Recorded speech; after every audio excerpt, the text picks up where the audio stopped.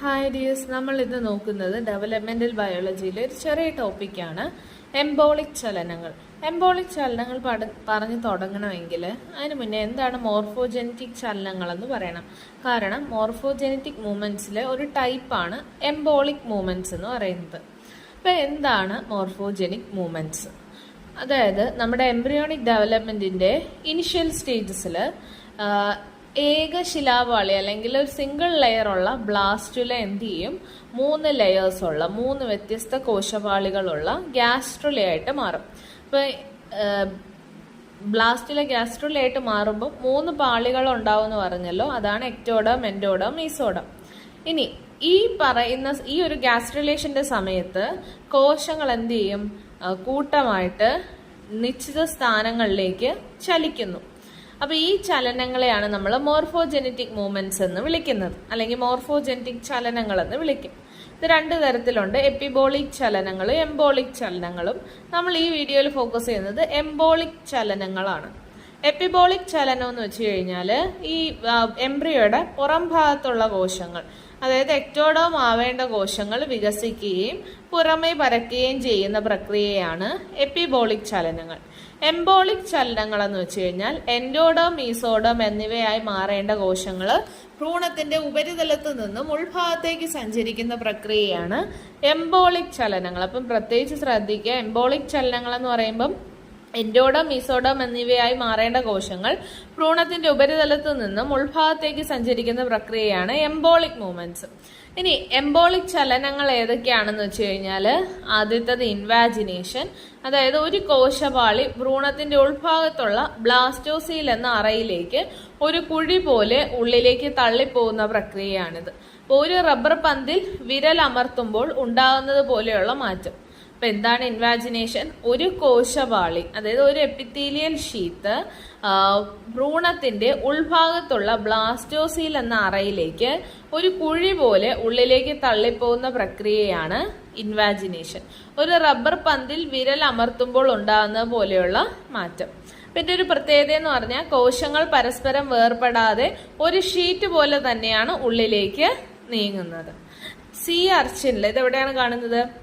See അർച്ചിന്റെ primitive gut അല്ലെങ്കിൽ ആർക്കൻറ്ററോണിന്റെ രൂപീകരണത്തിൽ നമുക്കിത് കാണാൻ പറ്റും. അതുപോലെ തന്നെ ഡ്രോസോഫില്ലയിലെ മീസോഡോമിന്റെ രൂപീകരണ സമയത്ത് നമുക്ക് ഈ ഇൻവാജിനേഷൻ കാണാൻ പറ്റും.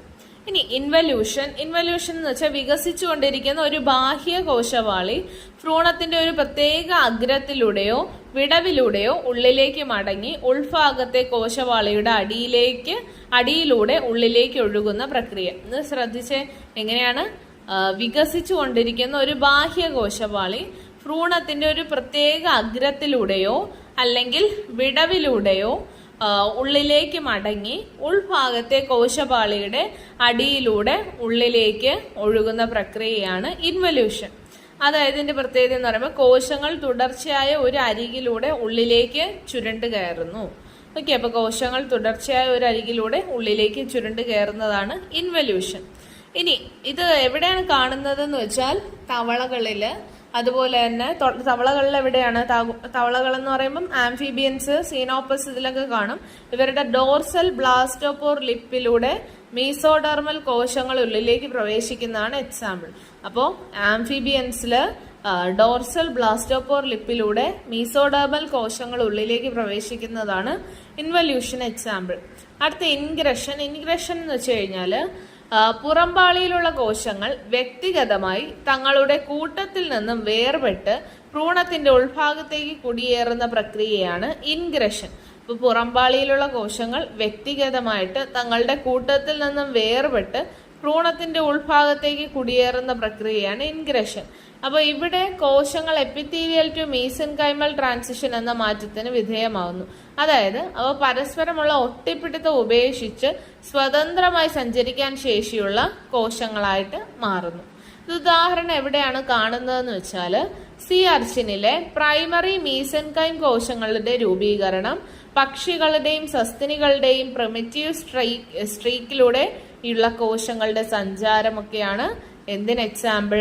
ഇൻഗ്രഷൻ എക്സാമ്പിൾസ് ഓർത്തു വയ്ക്കുക. സീ അർച്ചിനിലെ പ്രൈമറി മീസെൻകൈം കോശങ്ങളുടെ രൂപീകരണം പക്ഷികളുടെയും സസ്തനികളുടെയും പ്രിമിറ്റീവ് സ്ട്രീക്കിലൂടെയുള്ള കോശങ്ങളുടെ സഞ്ചാരം.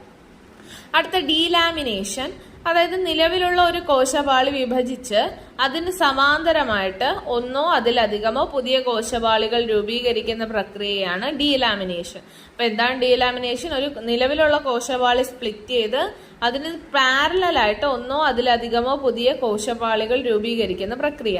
പ്രത്യേകത എന്ന് പറയുമ്പോൾ ഇൻഗ്രഷൻ പോലെ കോശങ്ങൾ ഒറ്റയ്ക്കൊറ്റയ്ക്ക് മാറുന്നില്ല, പകരം ഒരു പുതിയ ഷീറ്റ് തന്നെയാണ് വേർപെടുന്നത്.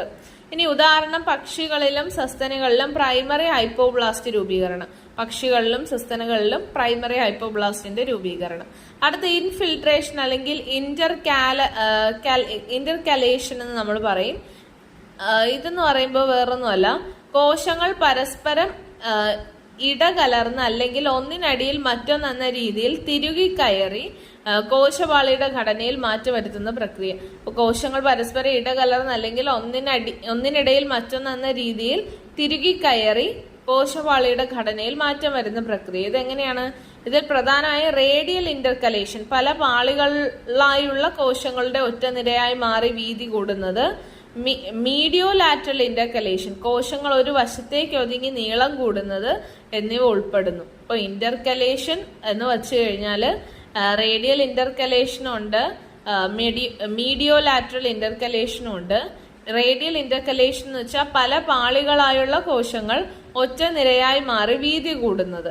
അടുത്ത മീഡിയോ ലാറ്ററൽ ഇന്റർകലേഷൻ എന്ന് വെച്ചാൽ ഒതുങ്ങി നീളം കൂടുന്നത്, അതായത് കോശങ്ങൾ ഒരു വശത്തേക്ക് ഒതുങ്ങി നീളം കൂടുന്നതാണ് മീഡിയോ ലാറ്ററൽ ഇന്റർകലേഷൻ എന്ന് പറയുന്നത്. ഉദാഹരണം, ഉഭയജീവികളുടെ ഗ്യാസ്ട്രലേഷനിൽ സംഭവിക്കുന്ന കൺവേർജന്റ് എക്സ്റ്റൻഷൻ. ഉദാഹരണം, ഉഭയജീവികളുടെ ഗ്യാസ്ട്രലേഷൻ സംഭവിക്കുന്ന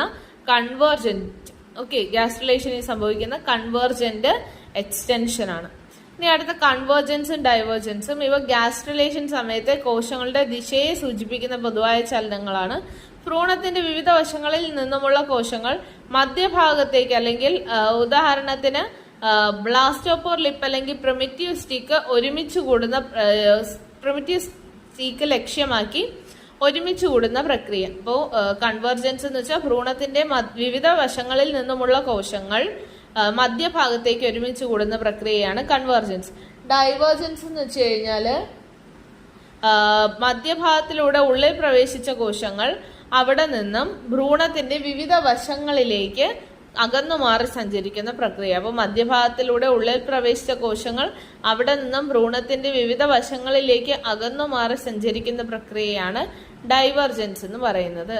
അപ്പോൾ ഇത്രയാണ് പ്രധാനപ്പെട്ട എന്ത് മൂവ്മെന്റ്സ് നമ്മൾ എംബോളിക് മൂവ്മെന്റ്സ് നമുക്ക് പഠിക്കാനുള്ളത്. Thank you.